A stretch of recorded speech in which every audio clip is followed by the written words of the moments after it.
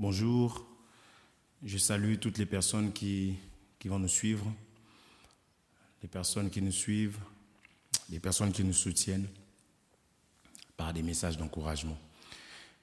Et nous sommes encore là une fois de plus pour pouvoir nous nourrir, pouvoir parler de la parole de Dieu, pouvoir apprendre. Nous voyons cette écriture qui dit dans le livre de Jean chapitre 8 verset 32 qui nous dit que ce n'est que la vérité qui a franchi. Et nous sommes dans la joie d'être encore là.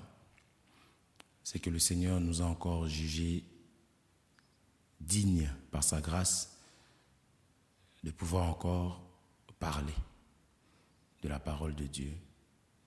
C'est que le Seigneur nous a encore sélectionnés, nous a donné les capacités pour que nous puissions encore parler de la parole du Seigneur. Je dis toujours ceci, chaque jour est une grâce pour devenir meilleur. Avec le Seigneur, avec l'évangile que nous parlons, avec le Seigneur, avec la parole de Dieu, nous croyons que ce que je n'ai pas pu faire hier, ce que je n'ai pas pu avoir hier, le Seigneur peut encore me faire grâce pour que je l'ai aujourd'hui ou demain. Nous parlons de la parole de l'espérance. Cette parole nous donne de l'espérance. D'espérer. Quel que soit mon état, quelle que soit ma situation, on me dit d'espérer. Parce que Abraham, notre père, a espéré contre toute espérance. Vous voyez? Ça veut dire que quand j'espère, je crois que Dieu est capable de faire. Il va faire parce qu'il agira que par rapport à la foi que moi j'ai. C'est pour cela que Jésus, lorsqu'il venait, il demandait « Que veux-tu que je fasse pour toi ?» Vous voyez? Que veux-tu que je fasse pour toi? Je me pose la question. Tu trouves quelqu'un blessé? Tu trouves quelqu'un aveugle? Tu trouves une personne dans une situation mais terrible, compliquée? Mais il demandera quand même « Que veux-tu que je fasse pour toi ?» C'est-à-dire, la foi que tu as en toi est sans limite. La foi que tu as. C'est pourquoi des fois même les hommes ne comprendront pas, ne te comprendront pas. Parce qu'ils ne sont pas à la même dimension de la foi que tu as. Et vous n'êtes pas appelés à faire la même chose, les mêmes choses.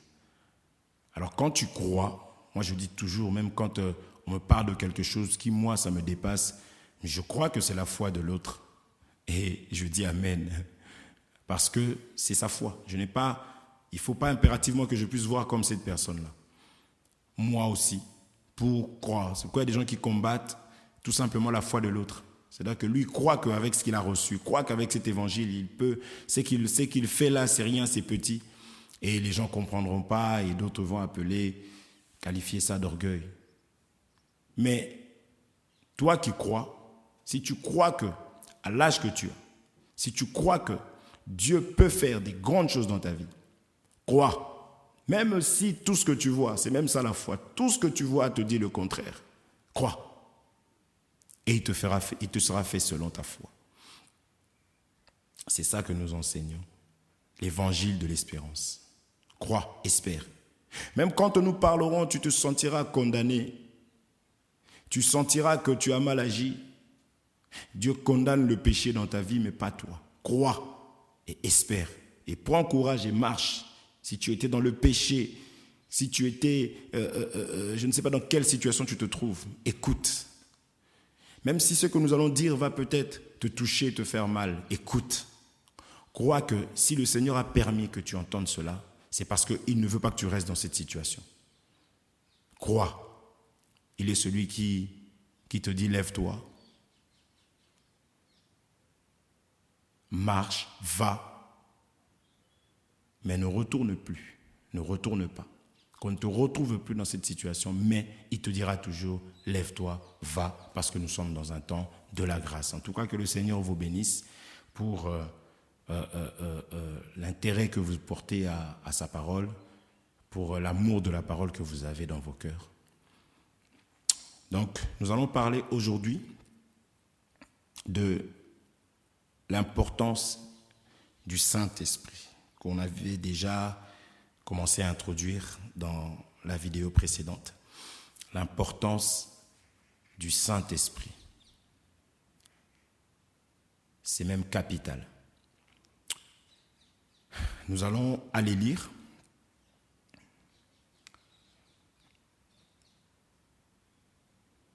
1 Samuel » chapitre 9,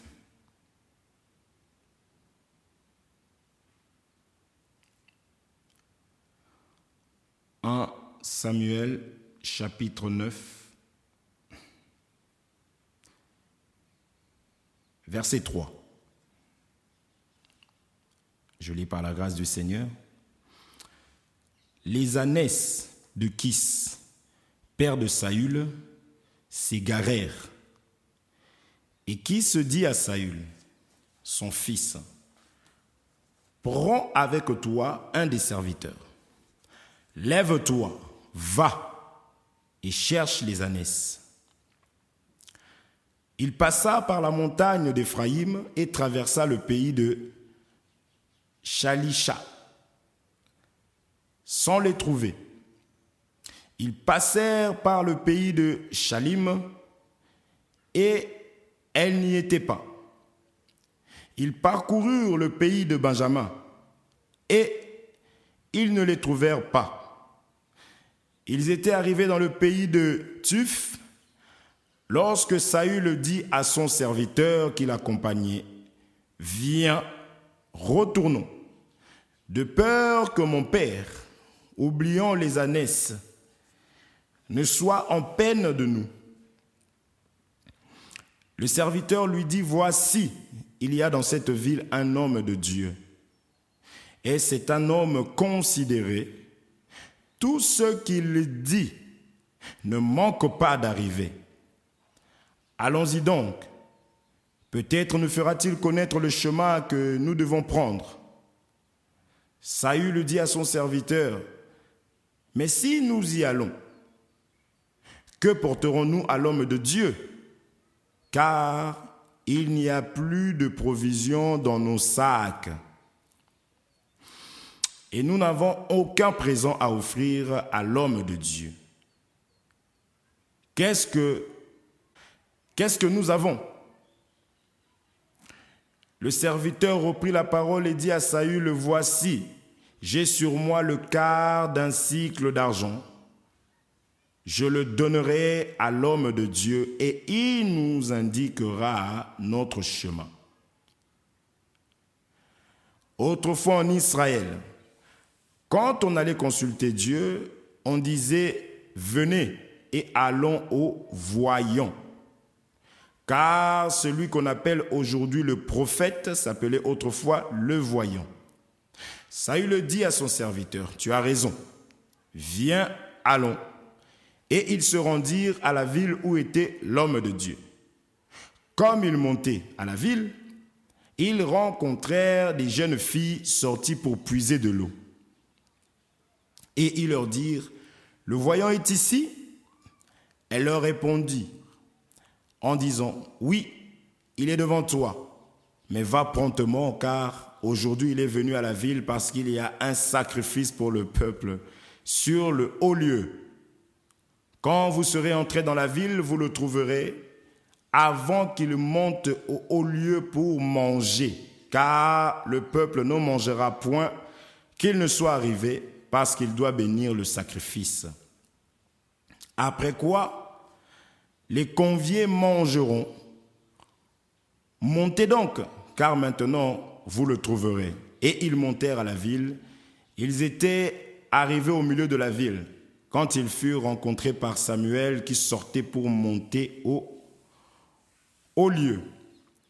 Or, un jour avant l'arrivée de Saül, l'Éternel avait averti Samuel en disant, « Demain, à 7 heures, je t'enverrai un homme du pays de Benjamin et tu l'oindras pour chef de mon peuple d'Israël. Il sauvera mon peuple de la main des Philistins, car j'ai regardé mon peuple, parce que son cri est venu jusqu'à moi. Lorsque Samuel eut aperçu Saül, l'Éternel lui dit, « Voici l'homme dont je t'ai parlé, c'est lui qui régnera sur mon peuple. » Saül s'approcha de Samuel au milieu de la porte et dit, « Indique-moi, je te prie, où est la maison du voyant ?» Samuel répondit à Saül, « C'est moi qui suis le voyant. Monte devant moi au haut lieu, et vous mangerez aujourd'hui avec moi. Je te laisserai partir demain, et je te dirai tout ce qui se passe dans ton cœur. Ne t'inquiète pas des ânesses que tu as perdues il y a 3 jours, car elles sont retrouvées. Et pour qui est réservé tout ce qu'il y a de précieux en Israël? N'est-ce pas pour toi et pour toute la maison de ton père? » Saül répondit, « Ne suis-je pas benjamite, de l'une des plus petites tribus d'Israël? Et ma famille n'est-elle pas la moindre de toutes les familles de la tribu de Benjamin?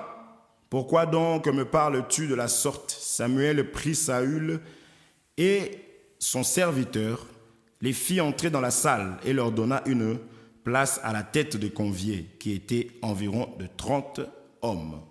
Samuel dit au cuisinier, « Sers la portion que je t'ai donnée en disant, mets-la à part. » Le cuisinier donna l'épaule et ce qui l'entoure, et il la servit à Saül. Et Samuel dit, « Voici ce qui a été réservé. Mets-le devant toi et mange, car on l'a gardé pour toi lorsque j'ai convié le peuple. » Ainsi Saül mangea avec Samuel ce jour-là. Que le Seigneur soit glorifié. Nous venons de lire 1 Samuel chapitre 9. On a lu 1 Samuel chapitre 9 à partir du 3e verset. La lecture était un peu longue, mais elle était importante, cette lecture. Alors, ici, nous voyons un homme, donc un père d'abord qui va tout simplement perdre ses ânesses, ses animaux. Faut savoir que dans ce temps-là, en Israël, même encore aujourd'hui pour beaucoup dans certains villages, il faut savoir que leur richesse, ce n'était que tout ce qui était bétail. Certains avaient des champs, certains avaient des animaux, ainsi de suite. C'était ça leur richesse, en fin de compte. En Israël, du moins, les 12 tribus là, eux tous, ce n'étaient que des bergers. C'était déjà un langage. Ce n'était que des bergers. C'était des personnes qui, certains avaient des champs, certains avaient des animaux, de la bétail, tout ça. Donc en Israël, tous étaient quasiment des laboureurs et certains étaient des bergers. C'est-à-dire il y avait des cultivateurs et il y avait ceux qui gardaient les animaux. Pourquoi? Souvenez-vous, le rôle de Adam, qui était de garder, de cultiver, de garder. Et c'est exactement ce qu'on a vu par la suite chez ces 2 enfants, Caïn et Abel. Les enfants étant les enfants du Père, ne peuvent pas faire autre chose, ne peuvent pas avoir d'autre chose si ce n'est seulement ce que le Père leur a donné. Alors, nous allons quelque part. Donc, il y a beaucoup de choses dedans, mais nous allons quelque part. Donc, Caïn et Abel, Caïn était cultivateur, Abel était berger. Ça représente tout Israël. Alors, Kis, le père de Saül, va perdre tout simplement, en fait, sa richesse. En ce terme-là, il a perdu sa richesse. Il a perdu ce qui lui permettait de vivre. Il a perdu ses ânesses. Il a perdu son troupeau. Alors, il va demander au Fils, parce que dans l'Évangile, c'est toujours le Fils qui va. C'est le Fils qu'on envoie. C'est le Fils qu'on envoie dans l'Évangile. Alors, vous allez voir que je suis juste en train d'expliquer la lettre, de reprendre la lettre pour expliquer un peu la lecture que nous venons de faire. Alors, il va envoyer son fils, et son fils va aller avec son serviteur. Le fils va aller avec son serviteur. Ils vont chercher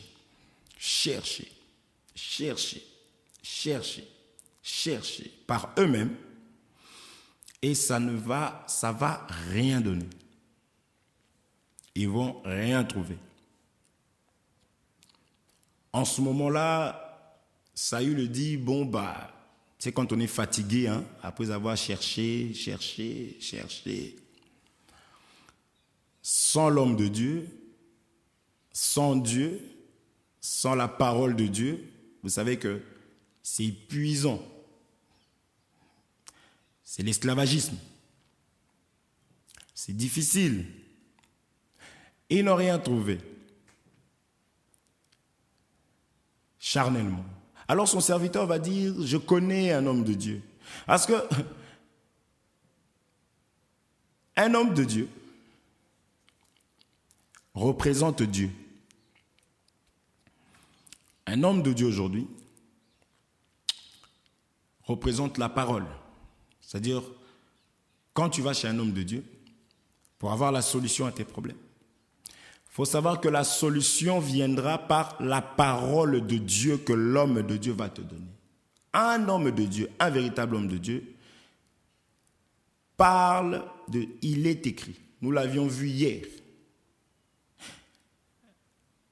La fois dernière, en tout cas, on a vu comment, dans Matthieu chapitre 4, comment est-ce que Jésus, véritable homme de Dieu, va répondre. Il est écrit, il est aussi écrit. Donc, un serviteur de Dieu véritable prêche, enseigne, parce qu'il a été loin pour enseigner, pour donner que la parole de Dieu. Alors, ils ont dit, allons. Il a dit, allons consulter un homme de Dieu. Et vous avez vu que dans ce temps-là, on les appelait des voyants. C'est pourquoi, aujourd'hui, dès qu'il y a un problème, tu verras des personnes qui vont, je connais un marabout, je connais quelqu'un, j'ai ceci, j'ai cela. Ça vient que de Dieu. Un serviteur de Dieu, on allait consulter les hommes de Dieu afin qu'ils nous annoncent la parole du Seigneur, la volonté de Dieu dans nos vies. Et comme ce sont des lampes, ils ont la solution. Donc, quand je vais chez un homme de Dieu, je dois avoir la solution. Au travers de la parole du Seigneur. Quelqu'un dira, mais où est l'écriture? Parce que je vous avais bien dit qu'il faut toujours poser des questions, il faut demander les écritures à l'appui. Regardez. Lorsque c'est dans... Bon, on ne va pas le lire, je voudrais être simple. Parce qu'en regardant les autres vidéos, j'ai vu quand même que... Parce qu'il y avait pas mal de choses à mettre en place qu'on devait pour que nous puissions avancer. Donc, il y avait comme une mise à jour que je faisais. Donc, j'ai été quand même. Donc, je préfère aujourd'hui, donc je pense avoir récupéré tout le monde. Donc, je vais aller tranquillement pour expliquer l'importance du Saint-Esprit dans nos vies. Suis attentivement, je crois que tu seras béni, richement béni à la fin de ce message.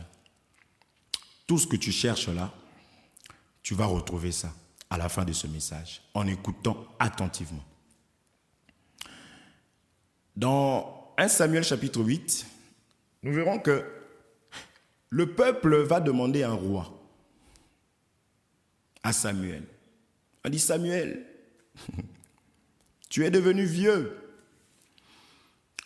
et tes enfants. Vous voyez que le père doit avoir des enfants. Les enfants, c'est la continuité. Les enfants, c'est la vie. Les enfants, c'est la suite. C'est comme cela que je disais la fois dernière que je préfère travailler avec les jeunes.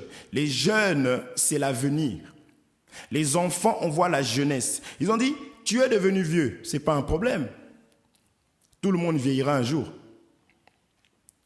Mais le problème, c'est que tes enfants ne suivent pas tes traces. Donc, Samuel, tu es en réalité stérile. Quand on te regarde, il n'y a pas la vie. Parce que on ne voit pas ton image, on ne voit pas ta continuité, on ne voit pas ta façon dont tu as été, la manière dont tu es chez tes enfants. Tes enfants ne suivent pas tes traces. Seigneur, les enfants, l'importance d'avoir des enfants. Ils ont dit, nous voulons un roi qui puisse régner sur nous, qui puisse faciliter nos combats. Voyez?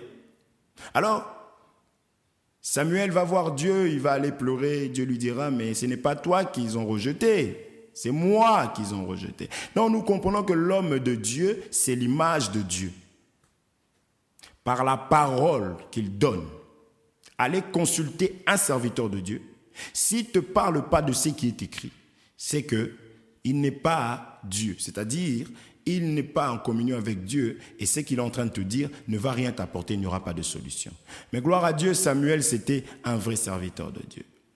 Il va recevoir ces deux personnes. Regardez bien. Ces personnes sont venues pour avoir la solution à leurs problèmes charnels, à leurs problèmes physiques. Les animaux étaient physiques.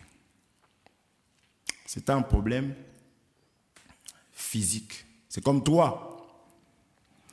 Tu veux te marier, tu n'arrives pas. À chaque fois que tu planifies quelque chose, ça tombe à l'eau. On te dira, mais parce que tu en as parlé à tel. La fois d'après, tu dis, j'en parle pas, mais ça n'aboutit pas. Tu trouves un travail où tu cherches la stabilité, tu travailles pendant un moment, le travail s'arrête. Tu travailles pendant un moment, il y a des problèmes, le travail s'arrête. Tu travailles pendant un moment, ça ne te convient plus, les horaires, tout. Tu trouves un travail, tu verras que après, ayant des enfants,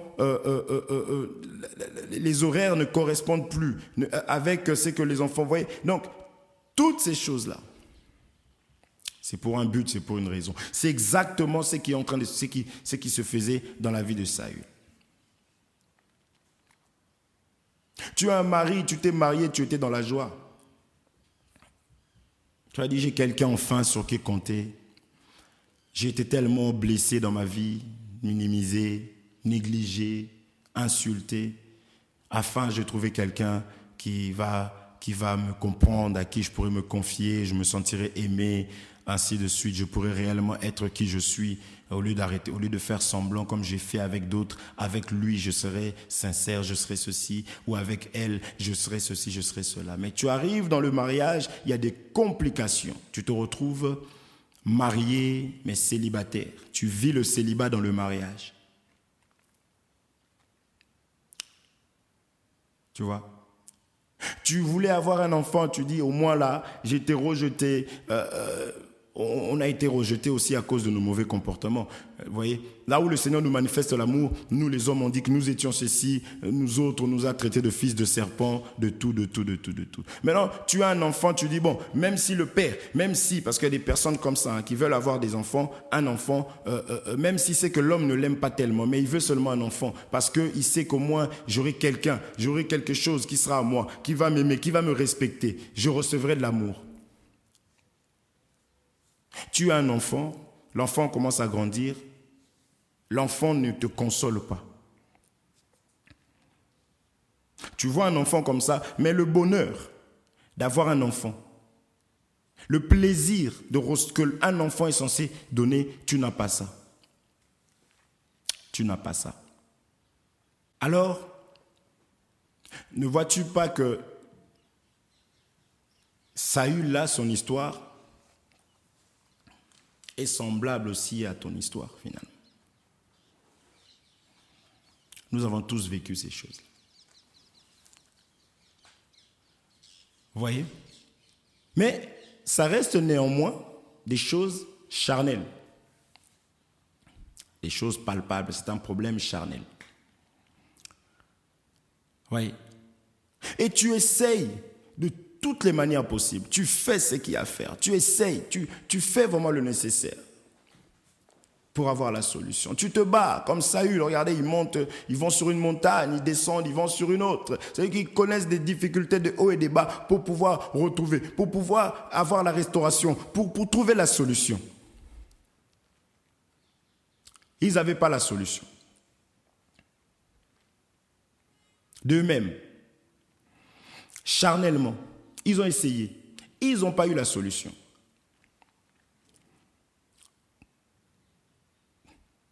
C'est ça que nous expliquions la fois dernière. C'est que l'homme, après avoir péché, il s'est rendu esclave. Il est devenu esclave. C'est-à-dire qu'il ne pouvait plus jouir de quoi que ce soit. Tout ce qu'il trouvait, tout ce qu'il travaillait, c'était avec peine. Tout ce qu'il faisait ne marchait plus.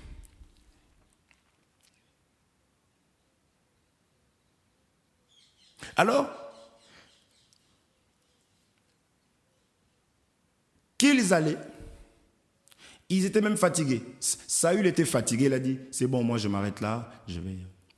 Et ils se sont souvenus qu'il y a un homme de Dieu.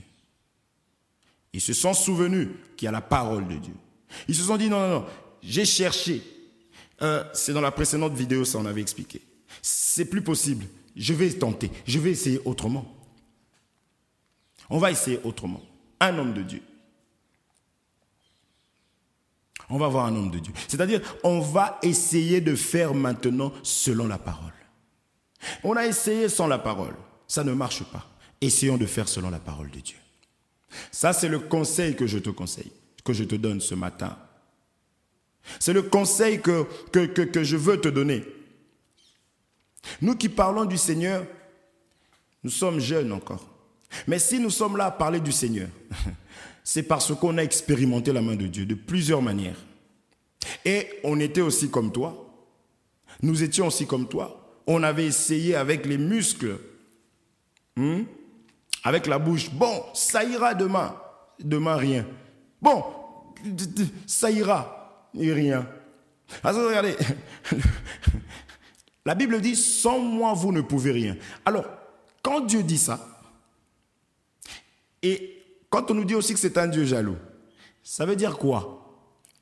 Soit tu viens chez lui, il combat pour toi, il honore sa parole, parce que tu es venu vers lui, hein, n'est-ce pas? Venez à moi, vous tous qui êtes fatigués et chargés, je vous donnerai du repos. Soit tu ne viens pas vers lui, et tu décides de faire autrement. En ce moment-là, lui, au lieu de te protéger, comme il doit protéger sa parole, parce qu'il est fidèle à sa parole, comme lui doit protéger à sa parole de peur que ce que lui là n'a pas dit puisse s'accomplir dans ta vie, de peur qu'on dise que la parole a menti, de peur qu'on dise que cela est faux. Moi j'ai essayé de mes propres forces, j'ai réussi. C'est lui, Dieu, le puissant guerrier, le combattant par excellence, celui qui a toujours combattu. On l'a combattu mais on ne l'a jamais vaincu, il a toujours été vainqueur. Et il va commencer à te combattre. Sinon, on va dire qu'il a menti dans sa parole. Mais comme il dit que tout homme soit reconnu pour menteur, il combattra afin que sa parole puisse avoir raison. Et il a toujours raison. En fait, comme dit un homme de Dieu, il dit, tu vas perdre du temps pour rien. Vaut mieux lâcher prise plutôt que de combattre Dieu. Pourquoi ? Toi, tu vas vieillir, l'âge va avancer, et tu vas comprendre peut-être à 65 ans, tu comprends peut-être que non, j'aurais dû, ce n'est pas bon. Peut-être à 65 ans. À 65 ans, là, tu vas comprendre peut-être que, bon, je vais me plier. Et lui aussi, comme il est miséricordieux, il va t'accorder, il va commencer, tu as compris, parfait, il va commencer à marcher avec toi. Mais essaye d'imaginer ce que tu aurais dû avoir à l'âge de 10 ans, 15 ans, 16 ans, 17, 20 ans. Tu l'as à 65 ans. Tu vas jouir de ça pendant... Vaut mieux ça que rien. Tu vas jouir de ça pendant peu de temps et après, puisque nous sommes que des passagers sur terre, tu vas... Qui a perdu son temps? C'est toi. Lui, il ne change pas. Et il prend souvent cet exemple, il dit, regarde le ciel qu'il a créé. Tu as déjà vu le ciel vieillir? Non, lui ne vieillit pas. Mais c'est toi qui vas perdre ton temps. Oui. Donc, arrête, essaye. Je veux faire maintenant selon la parole du Seigneur. Comment? Je vais écouter la vraie parole et comparer, voir un peu. Qu'est-ce que ça va donner par rapport à ma vie? Vous voyez? Saül, tel qu'il était là, il était assujetti. Il était dans ce contexte, comprenez bien, je parle de l'importance du Saint-Esprit dans la vie d'un enfant de Dieu. Tu me diras, Saül, c'était la royauté. On regarde bien dans quelle couleur, dans quel contexte nous voulons exploiter ça. Saül se disait, c'est bon, ça ira, je ferai, je suis. Or qu'il ne pouvait rien. Pourquoi? Parce qu'il y avait une puissance qui dominait sur lui. Pourquoi? Parce qu'il y avait une autorité qui dominait sur lui. Pourquoi? Parce qu'il y avait quelque chose de plus fort que lui sur lui. Il ne pouvait pas. C'est-à-dire qu'on avait parlé des Mandianites la fois dernière, on avait parlé des sauterelles que Jean-Baptiste devait manger. C'est-à-dire qu'il y avait une puissance, il y avait quelque chose qui régnait sur lui, qui mangeait, qui profitait de tout ce que lui, de la sueur de son front, de tout ce qu'il pouvait faire. Il y avait quelque chose qui mangeait cela. C'est quelque chose-là, ce n'est pas ton oncle, ce n'est pas ta mère, ce n'est pas ton père comme d'autres font aujourd'hui. Ils viennent pour diviser les familles en disant tu vois telle chose, c'est ta mère, c'est trop facile. Tu vois telle chose, c'est ton père. C'est pas parce que tu m'as dit que c'est ma mère ou c'est mon père que maintenant ça va faire quelque chose. Non, montre-moi la solution. Où est-ce que je dois aller? Qu'il me faut dans ma vie pour dominer?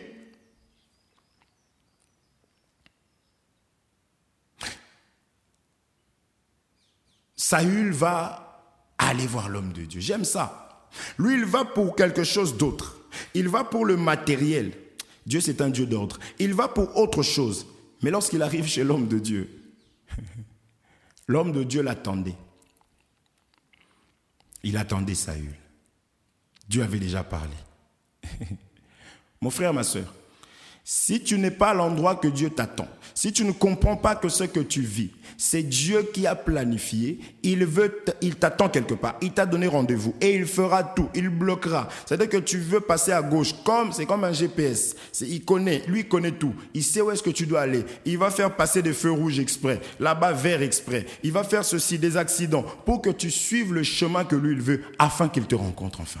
Parce que lui il a besoin de toi, il te réclame, il a donné sa vie pour toi. Pendant que toi tu cours sur des futilités, lui il a toute la solution entre ses mains. Il arrive chez l'homme de Dieu l'attendait. Donc, je comprends que c'est Dieu qui était à la base de cette situation-là. Donc, comprends que dans ta famille, dans ce que tu vis, dans ta vie, ce n'est pas question de l'homme, ce n'est pas question de l'ennemi. Job n'a jamais donné raison à l'ennemi, pourtant on a vu comment l'ennemi négociait. Mais il a toujours dit, je sais que mon Rédempteur est vivant. Il sait que cette affaire-là, ce n'est pas l'ennemi, mais c'est moi et Dieu. Dieu te réclame, il bloque tout, il t'attend, il bloquera encore davantage si tu ne comprends pas que tu dois servir le Seigneur. Peut-être qu'au travers de toi, il y a 10 000 personnes. Même pas peut-être, je crois qu'au travers de toi, il y a du monde derrière qui doivent croire au Seigneur. Ta famille qui souffre, il n'y a personne qui prie réellement dans la vérité.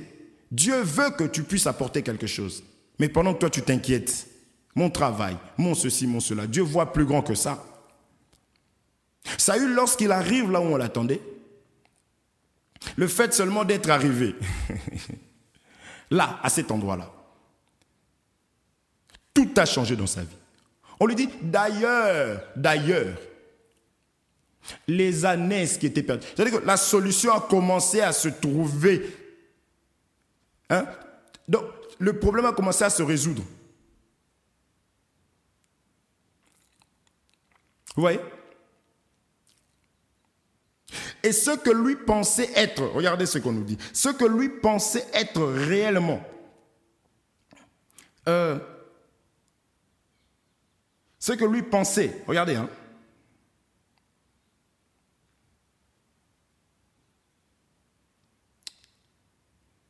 Regardez, c'est que lui, il pensait que ce que lui, il cherchait, c'était plus précieux. Mais regarde ce qu'on lui dit au 20, 1 Samuel chapitre 9, verset 20. Ne t'inquiète pas des ânesses que tu as perdues. Il y a 3 jours, car elles sont retrouvées. Ça, c'est les ânesses. Ça, c'est ce qui est matériel, charnel.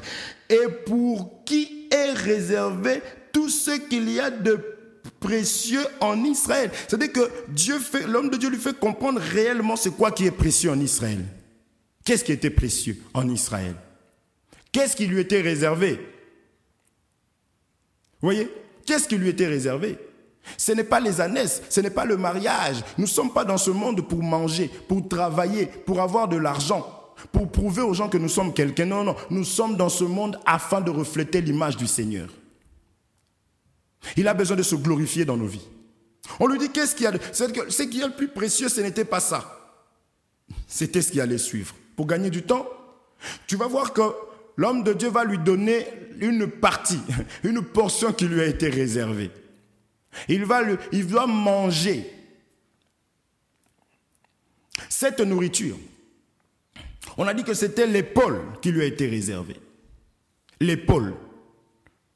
Ces choses comme étant seulement l'ombre, il faudrait que nous puissions expliquer c'est quoi l'épaule. Comment ça se fait que dans la présence de l'homme de Dieu, à cet endroit-là, les choses ont commencé à se restaurer et qu'on va maintenant lui donner quelque chose. Regardez. Lisons. Lisons parce que je vois que le temps avance. Ésaïe chapitre 9, verset 5. Ésaïe chapitre 9, verset 5.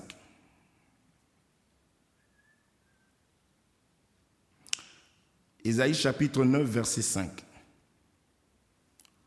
Regardez l'épaule, la signification de l'épaule. On nous dit, car un enfant nous est né, un fils nous est donné, et la domination reposera sur son épaule. Alléluia. La domination reposera sur son épaule. Un enfant nous est né, un fils nous est donné. Qui est ce fils? Ça ne te rappelle pas quelque chose?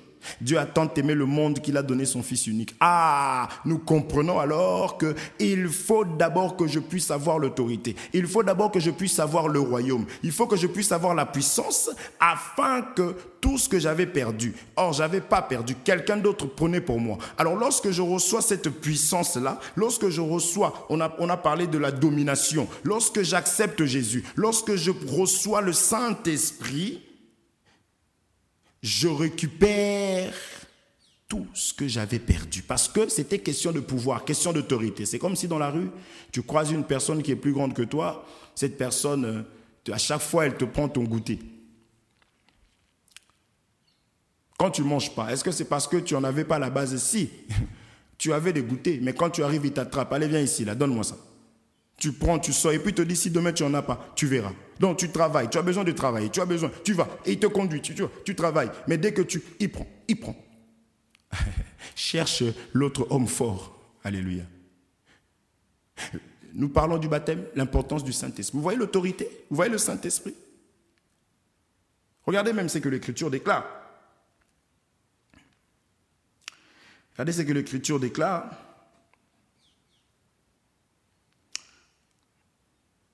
Regardez. Seigneur Jésus-Christ.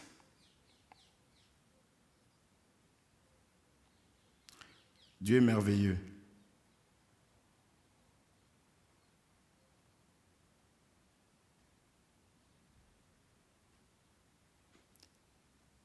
Matthieu chapitre 6, verset 33. Matthieu 6, 33. Matthieu chapitre 6, verset 33.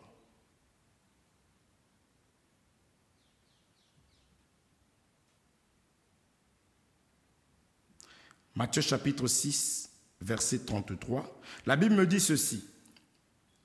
Cherchez premièrement le royaume et la justice de Dieu, et toutes ces choses vous seront données par-dessus. Vous voyez, c'est-à-dire qu'il fallait qu'il ait d'abord le royaume. L'autorité ici, la domination, c'est le royaume.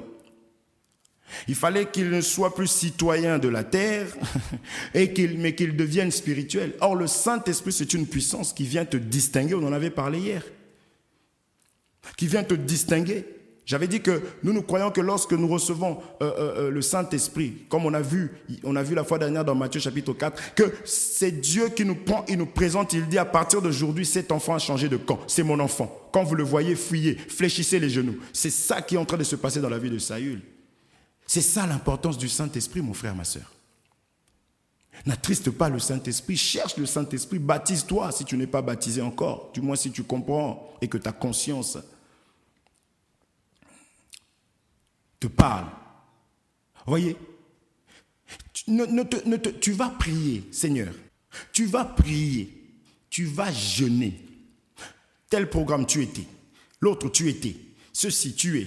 Tu as tout fait. Tu risques de même abandonner complètement les choses de Dieu parce que tu ne verras rien. Pourquoi? Parce que tu ne pries pas sur base de la parole.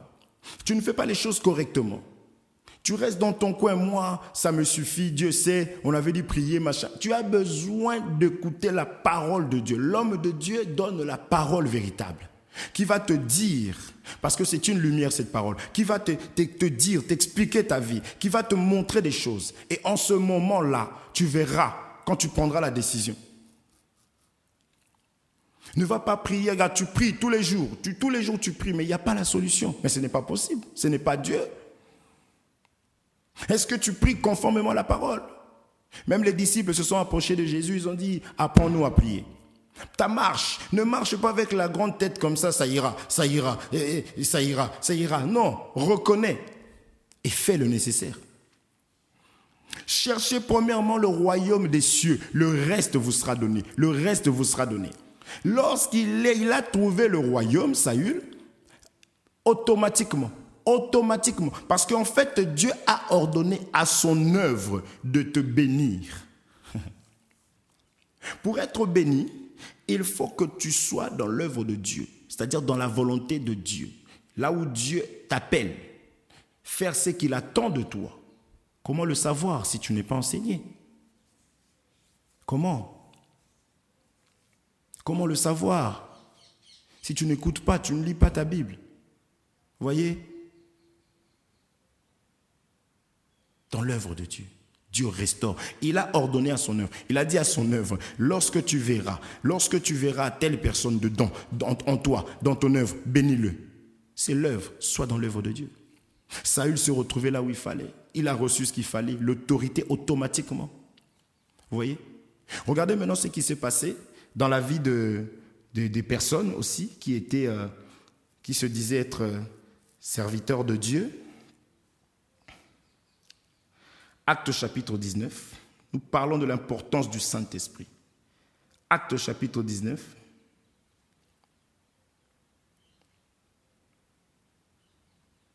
Regardez bien. Regardez. Je commence à partir du 12. Actes chapitre 19, verset 12. Regardez bien. Je vais à partir du verset 11. 11, c'est mieux.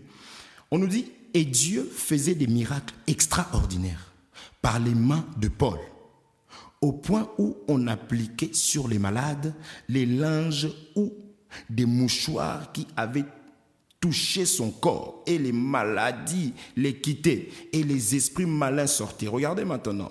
Quelques exorcistes juifs ambulants essayèrent d'invoquer sur ceux qui avaient des esprits malins le nom du Seigneur Jésus, en disant, je vous conjure par Jésus que Paul prêche. Et on nous dit, écoutez bien, on nous dit, ceux qui faisaient cela étaient 7 fils de Séva. C'était des fils de Séva, juifs, l'un des principaux sacrificateurs. C'est-à-dire, c'était des enfants d'un ministre, c'était des enfants d'un pasteur. Parce qu'un sacrificateur, dans le temps, c'était lui le ministre. Regardez bien. L'esprit malin leur répondit, je connais Jésus et je sais qui est Paul. Vous voyez pourquoi je dis que Dieu nous ramène le monde de ténèbres, il dit, ça c'est mon enfant. Ils ont dit, je connais Jésus et je sais qui est Paul. Mais il dit, regardez ce qu'il dit. Il dit, mais vous, qui êtes-vous? Regardez la suite. Et l'homme dans lequel était l'esprit malin se lança sur eux et se rendit maître de tous deux. et les maltraita de telle sorte qu'ils s'enfuirent de cette maison nus et blessés. Vous voyez? Donc, l'autorité, important de croire au Seigneur, d'être vrai, de recevoir l'autorité pour même chasser les esprits méchants. Ici, ces enfants-là, ils ont voulu aller s'aventurer.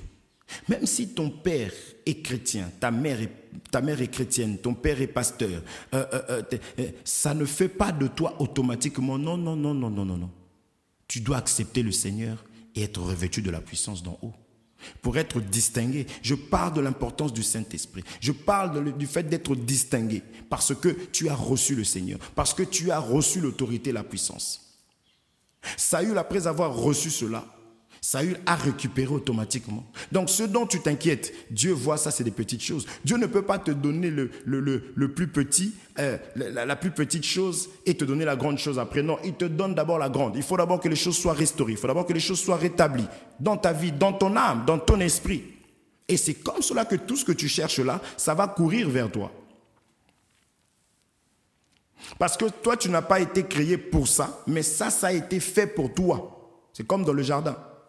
L'homme n'a pas été créé pour l'animal, mais l'animal, tout ce qu'il a trouvé, ça a été fait avant l'homme. Pardon, pas les animaux, mais en tout cas, toutes les choses qui ont été créées, parce que dans le jardin, l'homme devait manger de l'herbe et des fruits. Vous voyez? Donc, les arbres, les fruits, tout ça, c'est bien là, je pense ça comme étant des biens matériels, ça a été créé, ça a été mis là pour que l'homme puisse trouver ça. C'est comme lorsque tu fais la layette. Qu'est-ce que tu fais? Tu achètes, n'est-ce pas, les berceaux, tu achètes des choses. Ces choses-là sont là parce que l'enfant va arriver. Oui? Ces choses-là ne sont pas là. L'enfant comment dire? Ces choses-là ne sont pas là. Comment je pourrais expliquer ça? Bref, je me perds un peu, mais comprends seulement que Dieu a préparé ça parce que son enfant allait arriver. Donc c'était pour l'enfant que ces choses-là étaient là. Mais toi, tu cours derrière les miracles. Tu cours derrière les biens de ce monde. Alors que Dieu réclame d'abord l'état de ton âme. Tu vois, change. Moi, je crois que la régularisation, les papiers vont courir derrière toi quand tu fais l'œuvre de Dieu. Dieu sait qu'il doit te régulariser. Hein? Il sait qu'il doit te régulariser. Il sait que parce qu'il te voit dans son œuvre. Mais toi, tu n'es même pas dans l'œuvre de Dieu. Et tu veux que Dieu puisse... Non, l'œuvre de Dieu, c'est quoi? C'est de faire la volonté de Dieu. Seigneur. C'est ça l'œuvre de Dieu, ce n'est pas autre chose. Et il sait ce qu'il appartient. Il dit, mon juste vivra par la foi. Il dit même que le malheur atteint souvent le juste. Mais il y a la suite. Je ne comprends pas. Tu pleures tous les jours. Ne pleure pas. Et la foi? Je ne comprends pas. Je dis toujours, je prends cet exemple-là. On voit des gens des fois marcher dans la rue en train de parler toute seule. La personne, elle parle toute seule. Dans la rue, tu regardes, tu dis Seigneur. Et tu vas demander si c'est un chrétien, c'est une chrétienne. Non, mon frère, sois pas chrétien du nom. C'est lourd de porter, comme disait mon pasteur, c'est lourd de porter le nom de frère, le nom de sœur. C'est lourd. C'est quelque chose qui est pesant. Il faut que tu sois dedans. Sinon, tu es un usurpateur. Tu auras affaire à Dieu. Vous voyez? Tu marches dans la rue, tu t'inquiètes tous les jours. Et tu dis, tu as la foi. Quand tu te retrouves au milieu des chrétiens, ouais, Jésus. Mais tu sors de là, ta tête, déjà, on voit que ça ne va pas. Tu marches dans la rue, tellement que tu te rends plus compte de ce que tu fais. Tu vas croiser, comme je dis toujours, un petit enfant de 2 ans. Tu commences à lui raconter tes problèmes. Un enfant sur son vélo, là, tu commences à lui dire, tu sais, la vie est méchante, hein. La vie est mauvaise. Les hommes sont ceci. Mon mari d'ailleurs. Tu ne comprends pas que restaure d'abord l'âme. Que l'âme soit restaurée et tu verras que le reste. Vous voyez? C'est là l'importance du Saint-Esprit. Parce que le Saint-Esprit, l'autorité dont on a vu dans Isaïe chapitre 9, là, on a vu que c'est lui le Fils. C'est lui le Fils. On va lire cette écriture. Nous l'avions lu la fois dernière. Là, je m'en vais pour finir. Nous allons lire cette écriture rapidement. Regardez ce qu'on nous dit. Nous l'avions lu.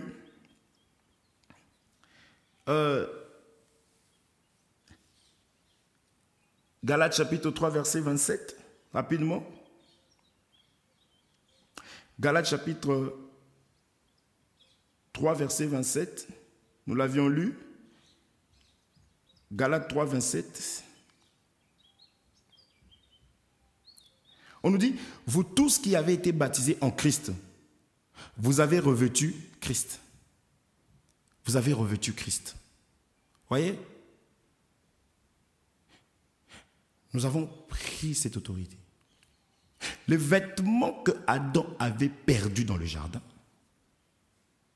Parce qu'on nous dit que l'homme et la femme étaient nus, mais ils n'en avaient point honte. Donc, il y avait un autre vêtement que l'homme portait. C'est comme cela qu'il n'avait pas honte. Mais le jour où il a péché, il se retrouvait nu. Voyez? Mais il était nu, non? Pourquoi c'est après le péché qu'il va se rendre compte qu'il était nu? Voyez? Non, c'était l'autorité. Il a perdu ce fils ici, que Ésaïe chapitre 9 nous parle. Il était revêtu de Jésus-Christ. Comprenez le contexte. Mais lorsqu'il a péché, parce que l'Écriture dit tous sans péché sont privés de la gloire de Dieu, automatiquement. Vous ne savez pas que les vêtements, c'est la gloire de l'homme aussi. Comment tu reconnais un policier, une autorité? Comment tu sais reconnaître, n'est-ce pas? Même le monde te dira qu'on reconnaît, le moine ne fait pas l'habit, mais on reconnaît le moine par son habillement. N'est-ce pas? Je ne me suis pas trompé. Est-ce qu'on se comprend? Le vêtement, c'est une autorité. Il y a des gens pour aller dans les mariages. Comment on sait distinguer aujourd'hui que celui-ci là, c'est eux les mariés? Normalement, eux, ils doivent... Donc, Christ, c'est un vêtement. C'est pour cela qu'à la croix, on a pris ses vêtements. On a déchiré ses vêtements. Et on a envoyé ça dans le cadre. C'est des vêtements. L'autorité, c'est ça le Saint-Esprit. Être revêtu de la puissance d'en haut, c'est le Saint-Esprit. Voyez? Et cette puissance vient te distinguer, frère. Voyez? D'abord, pourquoi? Parce que l'ennemi, comme je disais, quand tu revêts la puissance d'en haut, après le baptême d'eau, je disais qu'il n'est pas la purification du péché, mais l'engagement d'une bonne conscience. Il faut c'est pourquoi le baptême d'eau doit être fait de la meilleure des manières. Il faut que toutes les conditions soient réunies, et c'est comme cela que réellement il y aura une repentance sincère, une repentance qui va te ramener à salut, une repentance qui va faire que tu attires le salut. Or le salut, c'est le Saint-Esprit dans l'homme, parce que c'est là le cachet de Dieu. C'est là que Dieu vient te distinguer, comme je disais tout à l'heure, afin que tu puisses dominer sur les autorités qui te dominaient hier. D'où il est important d'être sincère. C'est pourquoi nous parlons du départ dans les précédentes vidéos. L'importance du départ. Il y a des choses, ce travail-là n'est pas fait, mon frère. On ne baptise pas quelqu'un pour dire on a baptisé, comme plusieurs font aujourd'hui. Ils prennent des photos, j'ai baptisé, j'ai l'onction, parce que j'ai baptisé. On arrivera. Les gens pensent que baptiser quelqu'un, c'est montrer que je suis quelqu'un. C'est pour cela qu'ils ne veulent même pas laisser les disciples faire ça. Parce que moi, quand je regarde dans Matthieu chapitre 4, je vois qu'on nous dit toutefois, ce n'était pas Jésus qui baptisait, c'était ses disciples. Aujourd'hui, le baptême, baptiser quelqu'un, c'est là qu'on arrivera avec ces genres de serviteurs-là, qui sont là, qui prêchent du 1er au 30. Ce n'est que eux qui prêchent. Ils président, lui tout seul. Moi, je me dis, au bout d'1 an, tu n'as pas d'enfant, tu ne travailles pas pour moi. J'assume ce que je suis en train de dire. On arrivera par rapport à ces serviteurs-là. Ils baptisent quelqu'un, c'est fini. Comme ça, dans l'église, on sait qu'on est plus nombreux. Comme ça, c'est fini. Mais il n'y a pas de suivi. Il n'y a pas de suivi derrière. Les personnes sont laissées dans la nature comme ça. Pour dire, il a été baptisé. Seigneur, je ne vais pas aller là-dedans. Je m'étais promis de ne pas toucher les ministres aujourd'hui, parce que quand j'en parle, je vous assure, donc des fois ces choses-là, vous savez, ça... Voilà. Donc, je reviens dans ce que j'étais en train de dire. On doit revêtir la puissance. Regardez ce que Ésaïe. Pourquoi? L'ennemi n'a pas peur de toi. Il a peur de cet habit que tu portes, de cette autorité. C'est pourquoi il faut garder l'habit, il faut que l'habit soit propre. Vous voyez? Il faut veiller. Ésaïe chapitre 59, verset 19. On avait lu ça. Ésaïe chapitre 59, verset 19. On avait lu ça la fois dernière, mais nous allons encore lire cette écriture. On nous dit ceci, on craindra le nom de l'Éternel depuis l'Occident et sa gloire depuis le soleil levant. On dit maintenant, quand l'ennemi viendra comme un fleuve, l'Esprit de l'Éternel le mettra en fuite. Qu'est-ce qui met l'ennemi en fuite? C'est l'Esprit de l'Éternel, ce n'est pas toi.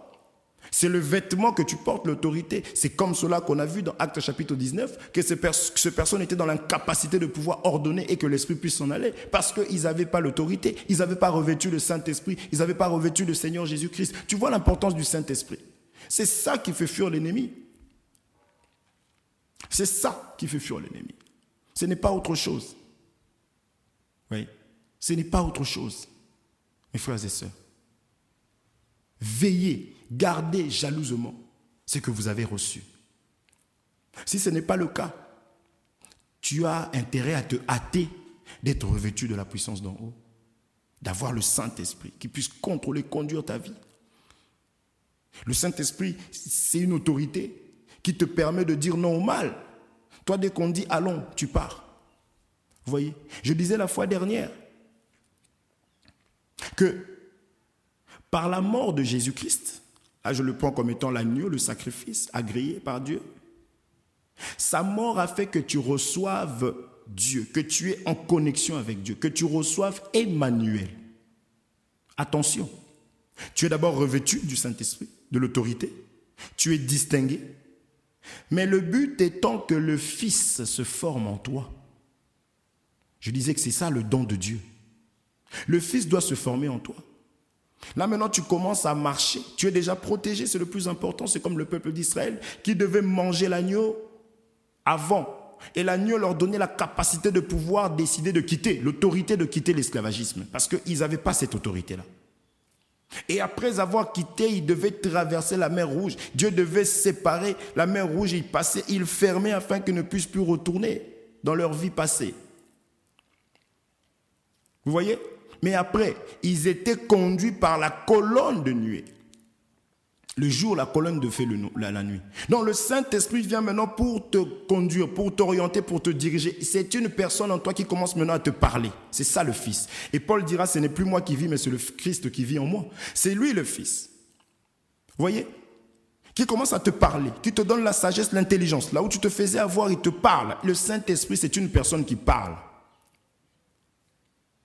Vous voyez? C'est comme cela que beaucoup de gens, quand tu regardes avec l'œil spirituel, tu verras que beaucoup de serviteurs ont commencé par détruire l'œuvre du Saint-Esprit, chasser le Saint-Esprit de l'assemblée là où ils sont, pour mieux faire leur magouille. Je vous dis la vérité. En mettant des serviteurs, des gens, surtout des chantres là, on prend quelqu'un qui n'est pas qui n'a pas confessé, qui n'a pas abandonné sa mauvaise vie, quelqu'un qui n'a pas changé de vie, qui ne s'est pas repenti, qui sait seulement jouer. C'est-à-dire que c'est ça faire des alliances avec les Moabites, parce qu'on prend ça seulement pour un frère qui va avoir une sœur qui n'est pas mariée, mais tu prends quelqu'un qui n'est pas converti, tu mets dans les choses de Dieu. Tu sais que ça va étouffer les choses de Dieu, donc il n'y aura pas de prophétie. Et on ne pourra pas te mettre à nu. Il y a combien des églises, il n'y a plus de dons, il n'y a plus de prophéties. Ils lisent, ils n'ont pas le temps. Révélation, révélation. Ils ont dit on reste comme ça parce que si seulement les choses, Dieu commence à regarder ici, là, on va être démasqué. On a compris toutes ces choses-là. Tu verras, il n'y a plus d'encadrement, les couples souffrent, il n'y a rien. Quand le frère ou la sœur vient parler, je souffre dans mon couple, oui, mais il faut savoir qu'on met tout sur vous-même. Or que la Bible dit que quand il n'y a pas comment on appelle ça, Seigneur? Quand il n'y a pas de ministre, la crèche est comment? Est vide. N'est-ce pas? Quand il n'y a pas de serviteur, quand il n'y a pas de bœuf, faute de bœuf, c'est ça que je cherchais. Toi, tu crois que la crèche, le bœuf, c'est quand tu es devant, tu prêches, c'est ce que je dis toujours. Non, c'est le travail. Le peuple souffre et toi, tu viens en plus. Et ces gens-là, c'est des réclameurs de la dîme, je ne vous dis même pas. Vous nous avez pas payé. Vous nous avez pas payé. Moi, quand je vois ça, je dis, celui-là n'a pas la foi. Tu viens te plaindre. Comment je me plains, tu vas me dire quoi? Et la foi? Et la foi?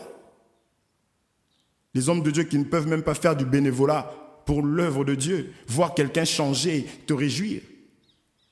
Vous ne nous payez pas la dîme ici. Ils sont fâchés, ils ont même des relations avec les frères qui sont dans les moyens, qui ont de l'argent. Toi, tu ne travailles pas, on te met à l'écart.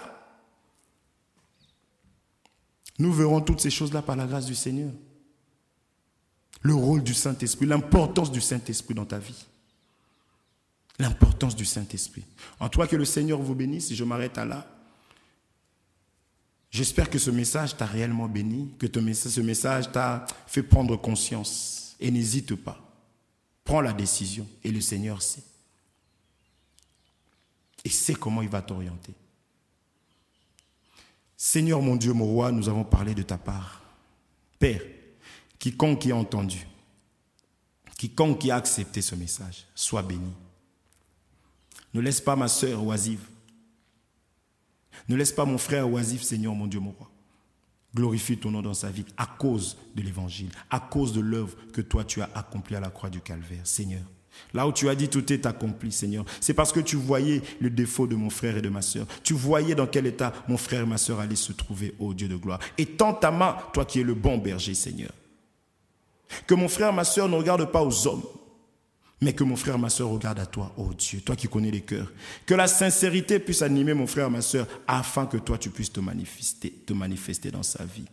Sois glorifié pour tout ce que la grâce que tu nous as faite, pour l'orientation, et que ta paix marche avec nous tous, Seigneur notre Dieu. Que la solution soit connue à cause de la lumière que nous avons reçue, ô Dieu de gloire. Donne l'intelligence à mon frère et ma sœur. La décision que ma sœur a prise, la décision que mon frère a pu prendre, Père Saint, fais que cela aille jusqu'au bout, parce que toi tu as persévéré jusqu'à la fin.